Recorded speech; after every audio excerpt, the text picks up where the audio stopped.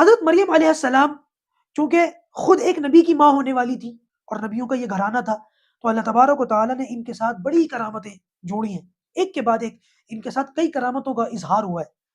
مثال کے طور پر حضرت مریم علیہ السلام کے ساتھ ایک کرامت تو یہ ظاہر ہوئی ہے، ان کا جو اس طریقے سے جیسے انسان بڑا ہوتا ہے اس کی نشو و نما ہوتی ہے، ان کے بارے میں آتا ہے کہ کئی مہینوں کی نشو و نما ان کی ایک دن کے اندر ہو جاتی تھی، یعنی کہ بہت جلدی بڑی ہو رہی تھی، بہت جلدی بڑھ رہی تھی، گروتھ ان کی بہت اچھی تھی۔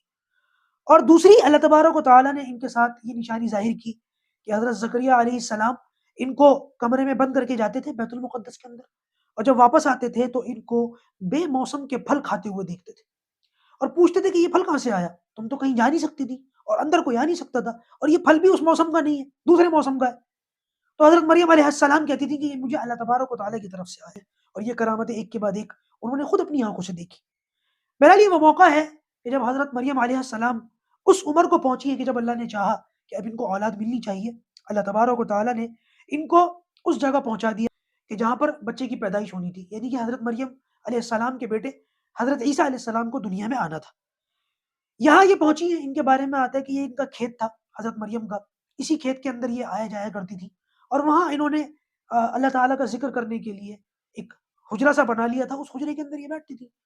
اللہ کی شان کہ جب یہ وہاں پہنچی ہیں تو فرشتہ یعنی کہ حضرت جبرائیل علیہ السلام مرد کی شکل میں ان کے سامنے آیا، اور جس طریقے سے کوئی شریف مرد ہوتا ہے، کیونکہ آگے کی بات چیت سے یہی پتہ چلتا ہے کہ فرشتہ کسی شریف انسان کی شکل اختیار کر کے آیا تھا، مرد کی شکل میں تھا اور اچھے شریف مرد کی شکل میں تھا، کیونکہ مرد کو دیکھتے ہی، کیونکہ تنہائی تھی، خلوت تھی، تو مرد کو دیکھتے ہی حضرت مریم علیہ السلام نے اس مرد سے یہی کہا کہ خدا کے واسطے پیچھے ہو جا، اللہ کا واسطہ، انی اعوذ بالرحمن منک ان کنت تقیہ، ہے نا، پیچھے ہو جا۔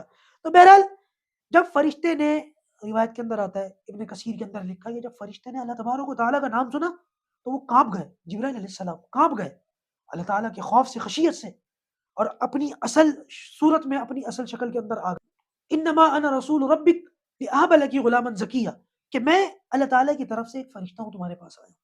کیوں آیا ہوں؟ حضرت مریم نے پوچھا۔ میں اس لیے آیا ہوں تاکہ تمہیں ایک نیک بچے کی خوشخبری سنا سکوں۔ بہرحال حضرت مریم علیہ السلام کے لیے ایک نئی بات تھی، سوچی نا آپ، سوچنے کی بات ہے کہ حضرت مریم علیہ السلام نے جب یہ بات سنی تو دو تین طریقے ہیں بچے کی پیدائش کے۔ ایک طریقہ تو یہ ہے کہ عورت نے طریقے سلیقے سے کسی سے شادی کی ہو اور اس کے نتیجے میں اس کی اولاد ہوئی ہو۔ دوسری شکل یہ ہو سکتی ہے کہ عورت کسی کی باندی ہو، باندی کے ساتھ بھی تو تعلقات بنانا، اولاد پیدا کرنے کی بہرحال اجازت ہے، اور اللہ معاف کرے پھر تیسری شکل یہ ہے کہ وہ بدکاری کرے۔ اور حضرت مریم علیہ السلام نے اس فرشتے کے سامنے پھر اپنی انہی باتوں کا جو ہے اظہار کیا کہ میرے یہاں اولاد ہونے کی کوئی شکل نہیں ہے، مجھے کسی مرد نے نہیں چھوا، اور نہ میں نے کوئی، اللہ نہ کرے، کوئی غلط راستہ اختیار کیا۔ تو بہرحال فرشتے نے وہاں پر پھر اس بات کا اظہار کیا کہ یہ اللہ تبارک و تعالیٰ کی طرف سے ہوگا، ایسے ہی ہوگا، یہ اللہ تعالیٰ چاہتا ہے۔ اب سوال یہ اٹھتا ہے کہ اس کام میں، حضرت عیسیٰ علیہ السلام کی پیدائش میں اللہ تعالیٰ کی حکمت کیا تھی؟ قدرت تو ہمیں سمجھ آ گئی، تو علماء نے لکھا کہ اس کے پیچھے اللہ تعالیٰ کی حکمت یہ تھی کہ دیکھیے دنیا کے اندر انسان کے پیدا ہونے کی چار شکلیں، ان چار میں سے تین شکلیں قائم ہو چکی تھی، ایک شکل قائم ہونی باقی تھی۔ اللہ تبارک و تعالیٰ نے حضرت عیسیٰ علیہ السلام کے ذریعے سے اس شکل کو بھی قائم کر دیا اور حجت تمام کر دی۔ تین شکلیں کون سی تھی جو قائم ہو چکی تھی؟ ایک شکل تو یہ کہ بغیر کسی ماں باپ کے کوئی دنیا میں پیدا ہو جائے، حضرت آدم علیہ السلام۔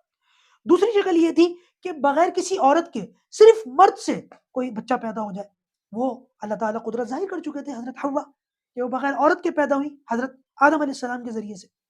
اور تیسری قدرت جو ہم عام طور سے دیکھتے رہتے ہیں کہ مرد اور عورت ان دونوں سے کوئی اولاد دنیا میں آئے، ایک چوتھی شکل رہ گئی تھی، وہ یہ کہ بغیر کسی باپ کے صرف عورت سے بچہ دنیا کے اندر پیدا ہو۔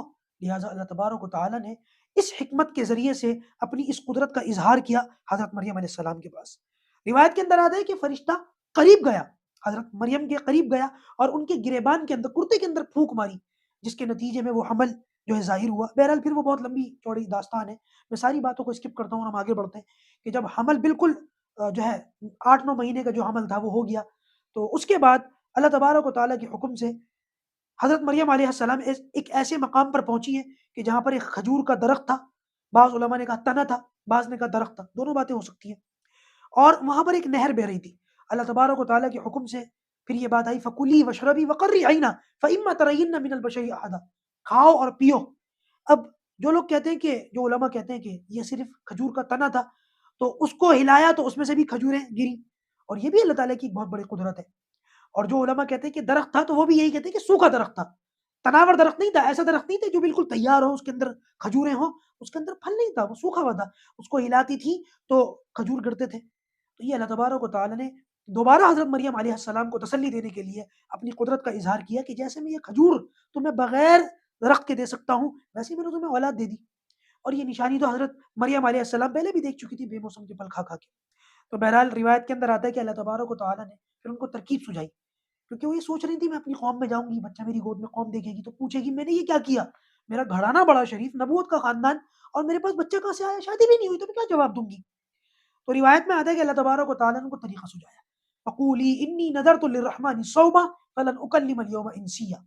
یعنی کہ جب قوم تم سے کہے تو کہنا بھائی میرا تو بولنے کا روزہ ہے، میں تو نہیں بول سکتی. اس زمانے میں بولنے کا روزہ ہوتا تھا، یعنی کہ کھانے پینے کے ساتھ بولنا بھی منع ہوتا تھا، کھانا نہیں، پینا نہیں، بولنا بھی نہیں.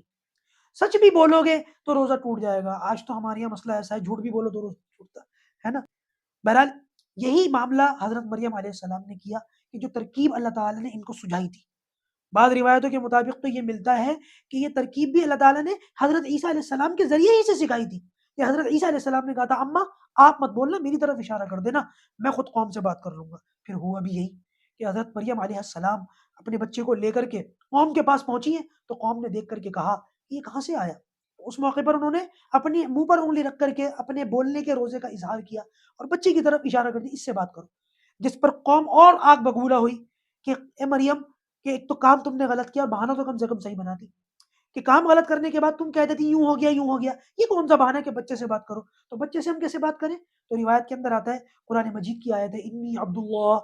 حضرت عیسیٰ علیہ السلام نے فرمایا قال انی عبداللہ آتانی الکتاب وجعلنی نبیا وجعلنی مبارکا اینما کنت واوصانی بالصلاة والزکاة ما دمت حیا وبرا بوالدتی ولم يجعلنی جبارا شقیا والسلام علی یوم ولدت ویوم اموت ویوم ابعث حیا. پوری تقریر ہے جو عیسیٰ علیہ السلام نے اپنی قوم کے سامنے کی ہے. اور اللہ تبارک و تعالیٰ نے حضرت مریم علیہ السلام کی بے گناہی اور ان کا جو معاملہ تھا اس کو پوری قوم کے سامنے کھول کر رکھ دیا. قوم ہکا بکا رہ گئی. تو یہ پورا واقعہ ہے اللہ تبارک و تعالیٰ نے قرآن مجید کے اندر اس کا ذکر فرمایا ہے. اور حضرت عیسیٰ علیہ السلام کی ولادت کا یہاں پر ہمیں تذکرہ ملتا ہے. اور لیکن آج کل کی جو دنیا ہے جنہوں نے حضرت عیسیٰ علیہ السلام کے تعلق سے بہت ساری چیزیں ان کی طرف منسوب کر دی. ایک دن ان کے لیے فکس کر دیا، اس دن جو ہے شراب پی جاتی ہے، دھڑلے سے ناچا گایا جاتا ہے، بلکہ اللہ حفاظت فرمائے بدکاریاں کی جاتی ہیں. اب ان ساری چیزوں کو ظاہر سی بات ہے اب یہ سارے کام کرنے ہی ہے نا، تو اب اس کو کوئی نہ کوئی لیبل تو دینا پڑے گا. تو نام رکھ دیا عیسیٰ علیہ السلام کی ولادت. تو کام سارے اپنی عیاشی اور مکاری کے اور نام دے دیے اس چیز کا، جبکہ حقیقت یہ ہے کہ 25 دسمبر کی عیسیٰ علیہ السلام کی پیدائش اور ولادت ہے. اس بارے میں خود عیسائی دنیا کے پاس کوئی پختہ اور ٹھوس ثبوت نہیں. اور آج کے اس وقت میں صرف مسلمان ہی ہے جو عیسیٰ علیہ السلام کی مکمل تعلیمات کے اوپر عمل کرتا ہے. آج عیسیٰ علیہ السلام کا جو پیغام ہے وہ صرف مسلمانوں کے پاس ہے، دنیا کی کسی قوم کے پاس نہیں ہے، حتیٰ کہ عیسائیوں کے پاس بھی نہیں ہے. اللہ تبارک و تعالی ہمیں ان باتوں پر عمل کرنے کی توفیق عطا فرمائے.